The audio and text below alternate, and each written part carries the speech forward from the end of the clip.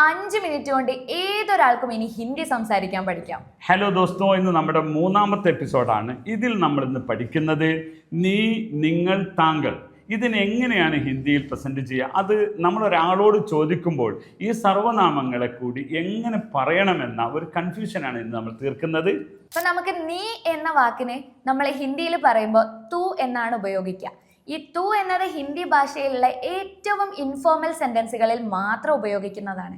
ഉദാഹരണത്തിന് സുഹൃത്തുക്കളോട്, സഹപാഠികളോട്, അല്ലെങ്കിൽ നമ്മളെക്കാൾ പ്രായം കുറഞ്ഞ, ബഹുമാനം കൊടുക്കണ്ടാത്ത ആൾക്കാരോടാണ് തു എന്ന വാക്ക് ഉപയോഗിച്ച് നമ്മൾ സംസാരിക്കാറുള്ളത്. അപ്പൊ നമ്മൾ പറയാ നീ എങ്ങോട്ടാ പോകുന്നത്, തു കഹാ ജാ രഹാ ഹൈ അല്ലേ, തു കഹാ ജാ രഹാ ഹൈ. നീ എവിടുന്നാ വരുന്നത്, തു കഹാ സേ ആതാ ഹൈ. നീ എന്റെ വളരെ നല്ലൊരു സുഹൃത്താണ്, തു മേരാ സബ്സെ അച്ഛാ ദോസ്ത് ഹൈ. എന്നാൽ ഇങ്ങനെ തു എന്നതിനപ്പുറത്തേക്ക് താങ്കൾ, നീ, നിങ്ങൾ എന്ന് പറഞ്ഞ മിഡിൽ റെസ്പെക്റ്റ് ഉണ്ട്, അതിന് തും എന്നാണ് ഉപയോഗിക്കുക. നിങ്ങൾ എന്ന് പറയുന്നതിന് തും എന്നാണ് ഉപയോഗിക്കുക. അപ്പൊ തു എന്നത് ഏറ്റവും ലോ ലെവലിലുള്ളതാണ്. സാധാരണ ഇതിൽ അങ്ങനെ ഒരു പറയാറില്ല. ഏറ്റവും നിങ്ങൾ പറഞ്ഞതുപോലെ ഏറ്റവും അടുത്ത സുഹൃത്തുക്കൾ പോലത്തെ ആളുകളോട് മാത്രമേ പറയാറുള്ളൂ. ഒന്നും കൂടി റെസ്പെക്റ്റ് കൊടുത്താൽ തും എന്നാണ്. തും എന്ന് പറയുമ്പോഴുള്ള പ്രശ്നം അവിടെ ഹോ എന്നാവണം അവസാനം, അല്ലേ? തും എന്ന് പറയുമ്പോൾ ഹോ എന്നാവണം. അതെങ്ങനെയാണ് പറയുക, ഒരു ഉദാഹരണം പറയും.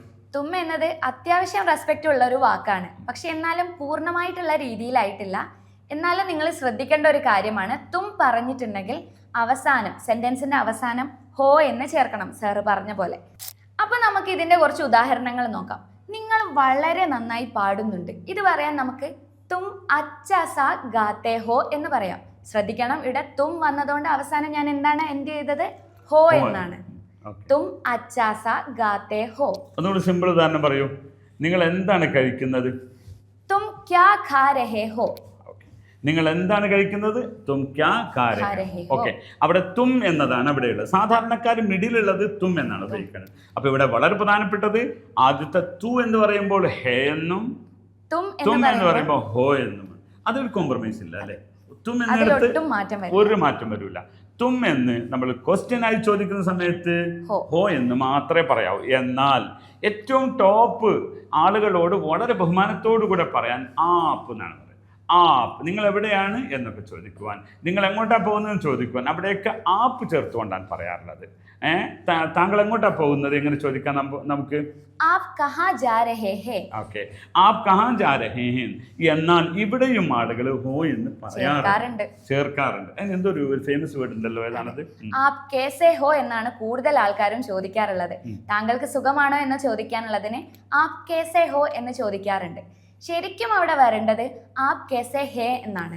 പക്ഷേ ഇത് ഇൻഫോർമൽ ആയിട്ട് ഇങ്ങനെ ചോദിച്ചാൽ ആളുകൾ മറുപടി പറയാതിരിക്കൊന്നുമില്ല. തെറ്റാണെങ്കിൽ പോലും സംസാരിക്കാറുണ്ട് ആൾക്കാർ തമ്മിൽ. ഇതൊരു ഫേമസ് വേർഡ് തന്നെയാണ്. ആപ് കേസേ ഹോ എന്ന് പറയുന്നത് ഫേമസ് തന്നെയാണ്. പക്ഷെ ഏറ്റവും ബഹുമാനമുള്ള ആളുകളോട് ഒരിക്കലും അങ്ങനെ എന്താക്കരുത്, ഹോ എന്ന് ചോദിക്കാൻ പാടില്ല. കാരണം ഹോ വരുന്നത് തും എന്നതിന്റെ കൂടെയാണ്. തും എന്നത് പൂർണ്ണമായ രീതിയിലുള്ള റെസ്പെക്റ്റ് ഉള്ള വാക്കല്ല. ഞാനിപ്പോ നിങ്ങളോട് ഇപ്പൊ പറഞ്ഞിട്ടുള്ള ആപ് കേസേ ഹോ, ആപ് കേസേ ഹേ, ഇത് വെച്ചിട്ട് ഒരു സിനിമ തന്നെ റീസെന്റ് ആയിട്ട് റിലീസ് ആയിട്ടുണ്ട്. അതിൽ ഉപയോഗിച്ചിരിക്കുന്നത് താങ്കൾക്ക് സുഖമാണോ എന്നതിന് ആപ് കേസേ ഹോ എന്നാണ് ടൈറ്റിൽ വന്നത് സിനിമയുടെ. പക്ഷെ അത് ഇൻഫോർമലി ആണ്, അത് തെറ്റാണ്.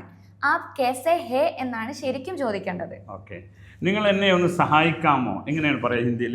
ക്യാ ആപ് മേരി മദദ് കർ സക്തേ ഹേ. അതിന് ഹോ വെച്ചുകൊണ്ട് പറയുകയാണെങ്കിൽ എങ്ങനെ പറയണം? ക്യാ ആപ് മേരി മദദ് കർ സക്തേ ഹോ. ഓക്കെ, ഇത് പലർക്കും ഉണ്ടാകുന്ന സംശയമാണ്. അപ്പൊ ഈ എപ്പിസോഡിൽ നാം പഠിച്ചിരിക്കുന്നത് ഹേ, ഹോ എന്ന് പറയുന്ന മലയാളിയുടെ ഒരു കൺഫ്യൂഷൻ അവിടെ തീർന്നിരിക്കുന്നത്. വീണ്ടും വീണ്ടും കാണണ്ടേത്, എന്നാലേ അവർക്ക് വീണ്ടും മനസ്സിലാവുള്ളൂ. അല്ലെ വീണ്ടും എന്താക്കും, പറഞ്ഞിട്ട് അവസാനം ഹേ എന്നാണോ ഹോ എന്നാണോ എന്ന് പറഞ്ഞിങ്ങനെ ആലോചിച്ച് നിൽക്കും. ഇനി എപ്പോ സംശയം ഉണ്ടെങ്കിലും നമ്മളുടെ ഈ വീഡിയോ എടുത്ത് നോക്കാം, അപ്പൊ നിങ്ങൾക്ക് ക്ലിയർ ആവും.